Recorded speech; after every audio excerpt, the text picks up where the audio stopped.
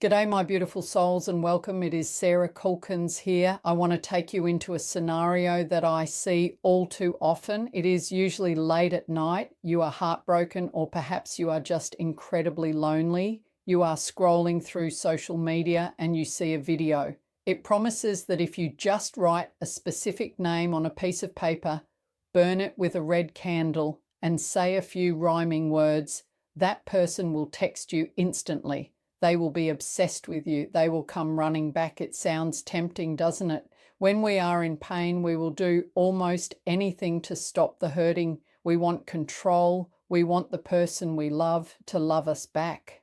So you do the spell, you light the candle, you focus all your energy on that one specific person, and then silence. Or worse, they do come back, but they are angry, or they come back for a week and then leave again, breaking your heart twice.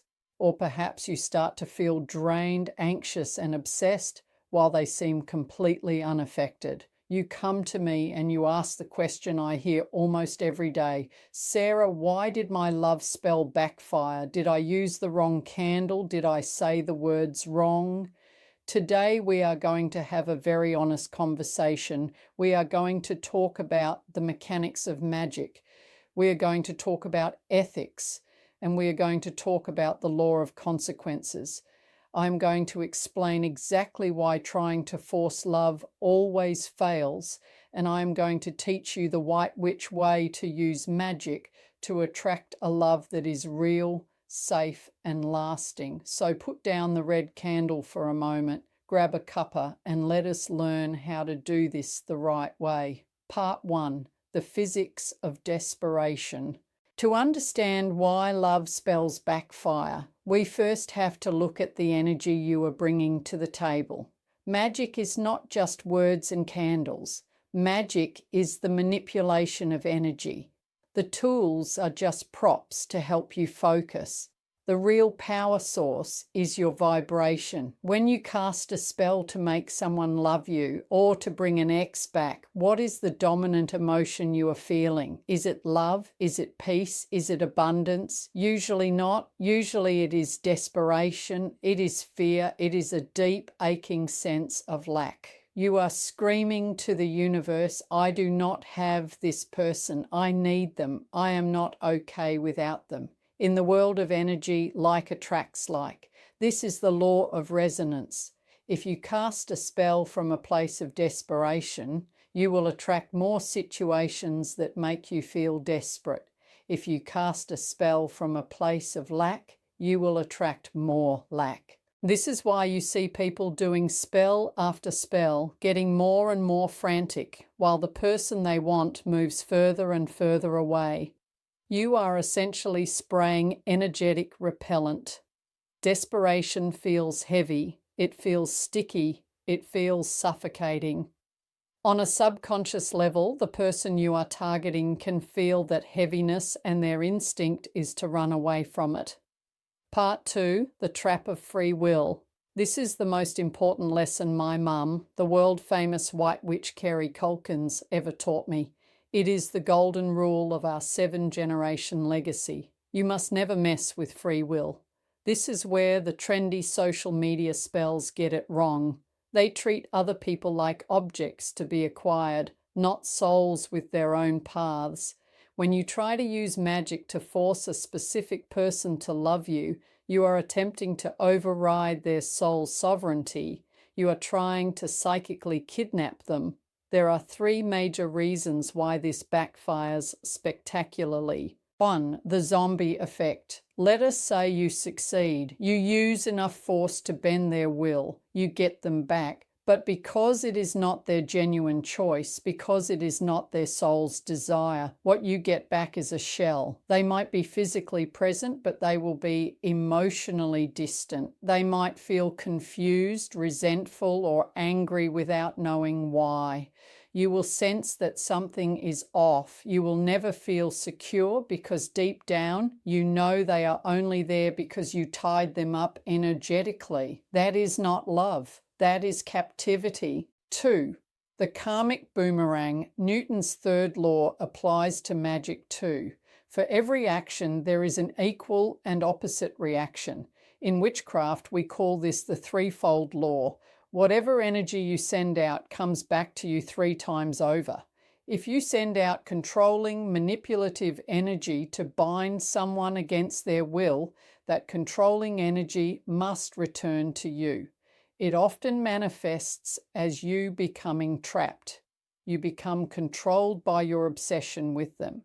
You become stuck in a cycle of pain. You lose your own freedom.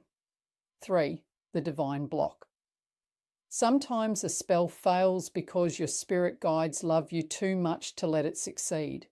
If that person is toxic for you, if they are not part of your destiny, or if they are dangerous, your guides will step in and block the magic. In this case, a failed spell is not a mistake. It is a protection. It is the universe slamming a door to keep you safe. Part 3. The cord of obsession. There's another side effect of targeted love spells that people rarely talk about.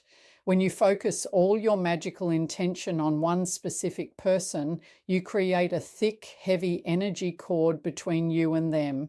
You think this cord will pull them to you, but often it acts like a feeding tube. You end up sending all your life force, all your power, and all your light to them. They get a confidence boost. They feel great. They go out and live their best life, fueled by your energy. Meanwhile, you feel drained. You feel exhausted. You become more and more obsessed because you have poured your soul into them. You are literally haunting yourself. This is why, after doing these kinds of spells, people report feeling unable to sleep, unable to focus on work, and unable to think about anything else. You have tied yourself to them, but you have tied yourself to the bumper of their car while they drive away. Part 4. The White Witch Way. So does this mean love magic doesn't work? Absolutely not. Love magic is real, it is powerful, it is beautiful, but the target has to change. The only person you have the right to cast a spell on is yourself. True White Witch love magic is not about hunting. It is about becoming the flower. A flower does not run after the bee. A flower does not try to manipulate the bee. The flower simply opens. It becomes vibrant. It creates sweet nectar. It puts out a signal that says, I am here, I am open, I am ready. And the bee comes naturally. When we shift our magic from manipulation to magnetism, everything changes. We stop breaking the laws of the universe and start working with them. Part 5, Ritual 1, the Glow Up Aura Spell. This is the spell to do when you feel invisible. This is for when you want to attract love but you don't have a specific person. This works on your own vibration. The goal, to make your aura irresistible to high vibration love. What you need, a pink candle for self-love, a mirror, rose water or your favorite perfume. The ritual, sit in front of the mirror, light the candle. Look at your reflection. I want you to look past the flaws you usually focus on. Look into your own eyes. Take a dab of the rose water or perfume on your finger. Anoint your heart space, chest. Anoint your throat. Anoint the top of your head. As you do this, visualize a soft pink magnetic light radiating out from your skin. Imagine it extending 3 feet around your body. Say these words: I am love, I am lovable, I am loved, I do not chase, I attract, my heart is open, my light is clear. I call in the love that meets me here. Sit with the candle for 10 minutes, just basking in that feeling of being worthy. When you blow out the candle, know that your signal has been boosted.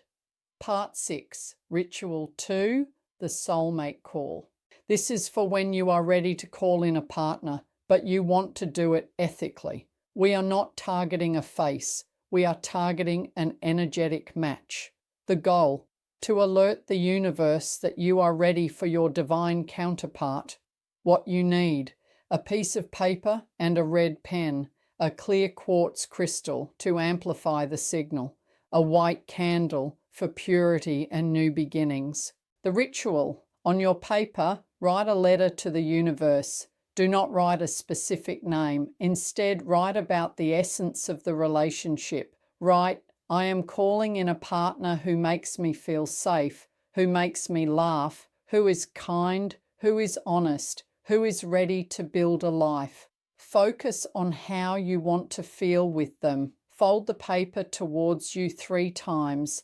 Place the paper under the candle. Place the quartz crystal next to the candle. Light the candle and say, to the universe, I send this request. Bring me the one who loves me best, for the highest good of all involved. Let the path be clear and the fears dissolved. If they are out there, let them find their way. I am ready to receive them today. Let the candle burn down safely. Keep the paper in a special place, like a jewelry box or an altar. Part 7. Why this works better.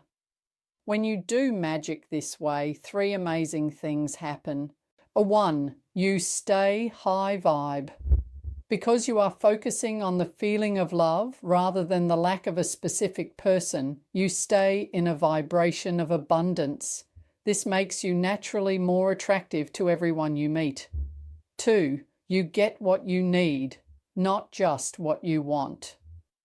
Sometimes the person we are obsessed with is actually terrible for us. By leaving the name blank, you give the universe permission to send you someone better than you could have imagined. You open the door to your actual soulmate rather than banging on the door of a karmic lesson. 3. You protect your karma. You walk away with clean hands. You haven't manipulated anyone. You haven't messed with free will. You have simply announced your readiness. This brings blessings, not backlash. Conclusion. Trust the timing. My beautiful souls, I know that waiting for love is hard. I know that loneliness can feel physical, but please trust me on this. Love that has to be forced is not love. Love that has to be manipulated is not real. You deserve to be chosen freely. You deserve someone who looks at you and says yes without you having to light a single candle to make them do it. Use your magic to heal your heart. Use your magic to raise your confidence. Use your magic to become the most glowing, radiant version of yourself. And then trust. The right person will not need a spell to find you. They will find you because your light is shining so bright they cannot miss it. If you are struggling to let go of a toxic attachment, or if you want to know what your specific chart says about when your true love season is coming, I am here to help. You can visit my website to book a private reading where we can look at your path with clarity and honesty. You are worthy of the real thing. Do not settle for the spellbound imitation. Sending you all so much love, so much patience, and the most positive, ethical energy. Blessings and bye for now. Sarah Kulkens.